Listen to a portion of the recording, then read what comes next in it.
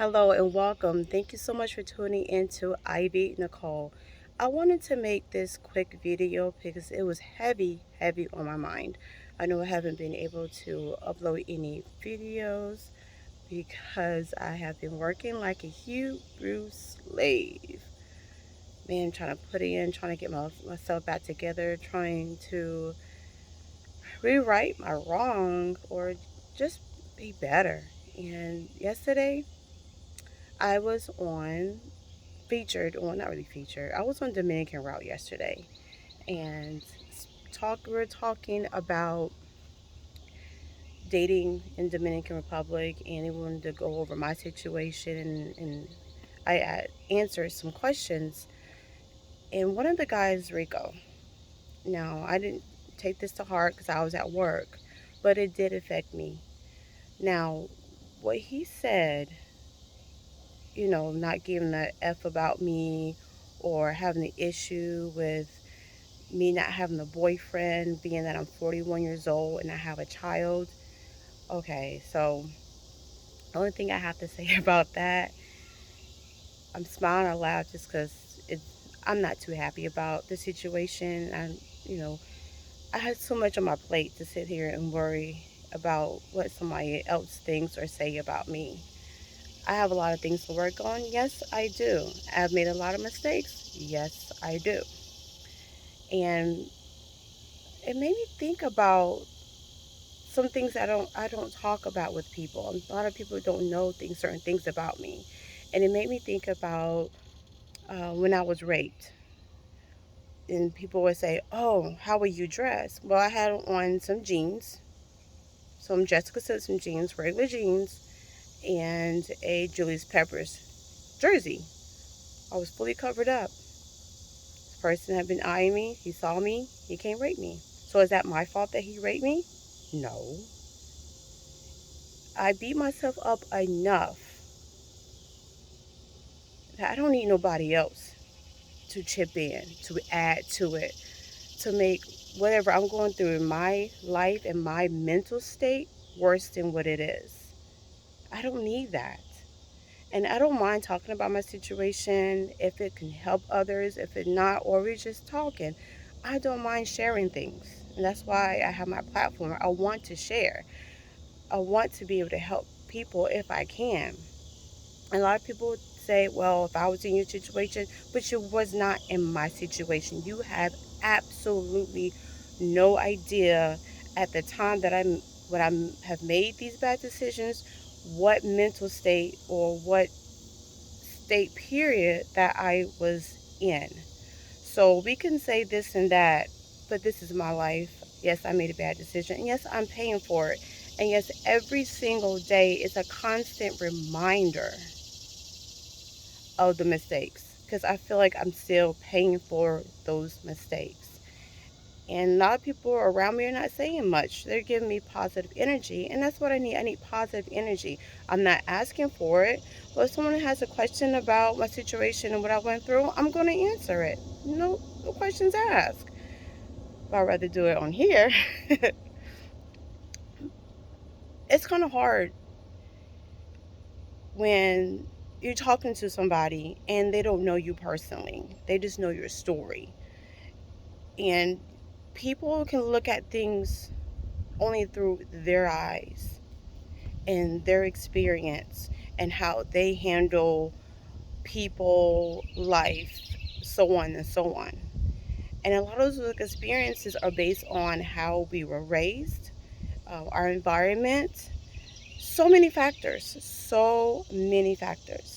And no, I do not feel bad about him being my first boyfriend. I do not feel bad about him being my first husband I think I was 39 years old at the time. I don't feel bad because people, let's say men like Rico, I want to say this to him. It just made me, I try to push it away, and get back my focus on what's really important than how, but I got so much to say. I am so sorry.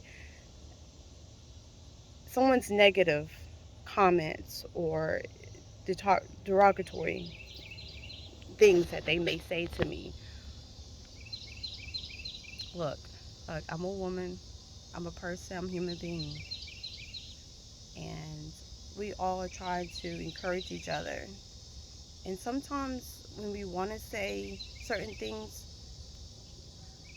we can't. We just can't. You don't say certain things. You try to find answers. Okay, so you in this situation, how can we prevent this from happening to somebody else? And that was the premise for the video I did with John and the Dominican route. And it went a little haywire. I felt a little out of sorts because you know how Rico made me feel? And I was at work, so I wasn't really trying to focus on negative feelings. I was trying to get my work done. It made me feel worse than I already felt. And every single day, I really have to put all my energy, all everything I have into thinking positive, being positive, going to work every single day, smiling. I talk to hey, how you doing, everybody. And if anybody know me, because a lot of people know me personally, they know who I am. They don't know my situation. They know a little bit from watching my videos or within a short conversations, but nobody really knows what's going on in my life. And that's okay. I can't tell you everything, but if I think that it's going to benefit somebody, then I will say something. I know I'm going off on a tangent here. I'm sorry. It's a lot to process, and I got a lot to say, and I don't want to make this video long, and it could be, but I just want to get my point across. To not badger women, don't badger me. And the way that, not all men, the men that I have dealt with in the past, and I don't I don't know how certain people meet certain people, but sometimes you just don't know until you do know, and then you're like, nah, I'm not going to that type of person no more. But sometimes you don't know. And the guys that I have met, not all of them are bad, but from my experience, I know that there are good men out there. But for me, as far as dating, no. Growing up, I got a lot. The main men that approached me were like married men. And I don't do the whole married thing. Married men approach me. Um, Other men that have approached me are ones who don't want anything, you know.